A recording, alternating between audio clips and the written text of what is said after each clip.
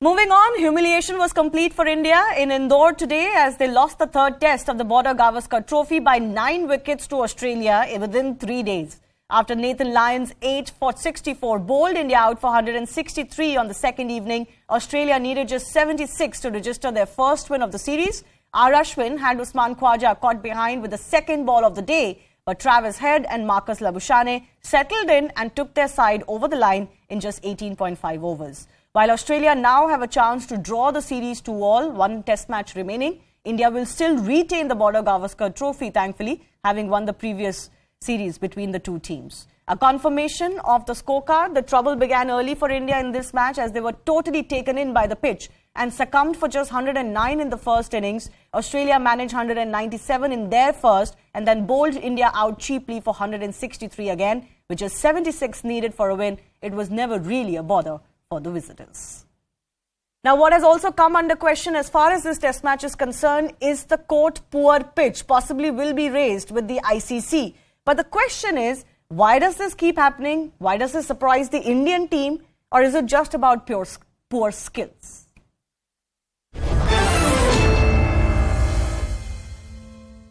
Let's go across to our guest joining us. Ajay Ratra is former cricketer. I'm also joined by Chetan Narula, cricket writer and broadcaster. Ajay, who do you blame more? Was it just that bad a pitch that completely undid India and the Indian team more than the Aussies? Or was it also poor skills that Indian batsmen displayed, for example, versus the Aussies?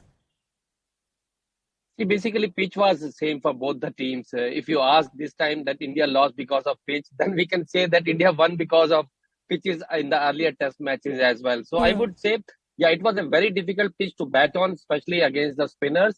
It was too much for the spinners. And if you talk about this match lost, for me, that it is, skill level. Yeah, it is very difficult to, score runs against spinners in these kind of conditions. But we can't blame pitch because pitch was similar for both the teams. Yeah, it is a skill level. In fact, if you see, no doubt our team won convincingly earlier two test matches in this series. But if you see batting-wise, Rohit got 100. Apart from that, Virat Kohli got in one match 44 runs. That was a good inning. He was batting well. Other than that, our bowling all-rounders like Akshar, Jadeja, Ashwin scored runs. So against spinners, our batters do struggle as well. Though these are the Indian conditions, but it is tough for the batsmen. So I would say it's a skill that Aussies are they have improved in this particular test. Maybe there are few changes. They are blessing in disguise for them. There are few players left, and in fact, their captain also went to Australia for some personal reason because his mother was ill. So and Steve Smith taken over. So fortunes for them. Change, maybe blessing for disguise for them. No, but can I just focus a little bit on the pitch also? Chetan, there is no question that the pitch has come under scanner. I think maybe there is going to be some action or pulling up as well by the match referee. But my question is, why do we end up getting surprised by pitches at home? This is the most unique thing that happens only to the Indian team. Well, Shivani, what's really happened is there's a change in the way India plays test cricket at home. They want to play on pitches which are really supporting spin. So sometimes you just go the extra mile and get pitches like this. If it is turning 5 degrees on day one, then obviously it's not a pitch which is conducive to even Indian batsmen. Let's be very honest, the Nagpur and Delhi pitches were proper pitches. They were just spin-friendly pitches.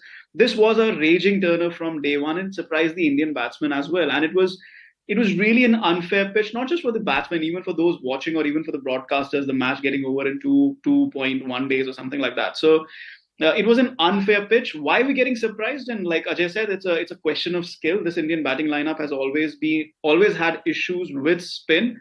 Even in the past, ever since 2014-15, this batting lineup came together. They've had issues with spin. But on this pitch, it was really an unfair pitch. Also, they had a bit of a casual approach in the first innings, really. And they had 5 or 6 horizontal shots on which we lost wickets.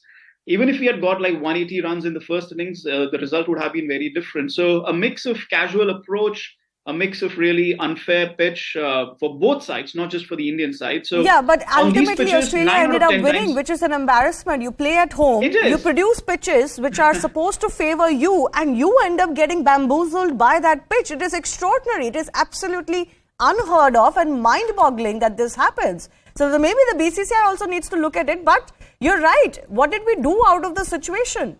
And what I don't understand is, Chetan, the problem also is that look at the importance of this series. Yes. Yes, I think the importance of the series is a huge factor. Last time also when England came, it was in 2021, India needed to qualify for the World Test Championship. So they made spin-friendly tracks and won the series and qualified for the final. Again, now we have to qualify for the World Test Championship. We are making these pitches which would support our spinners, which would get quick results, and the opposition side would not have much say. So 9 times out of 10 playing on these pitches, India will win. There is no doubt about that.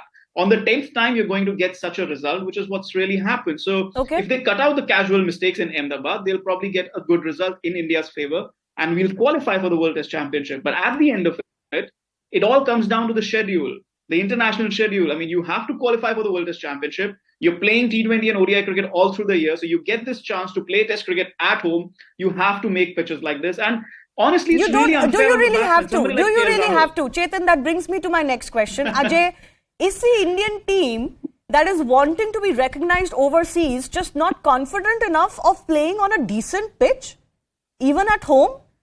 Why do we need a rank turner every time?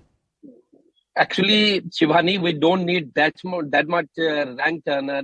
I can recollect in Pune also when the Aussie team were visiting, and I think Steve Smith was all the captains in that match. That also backfired.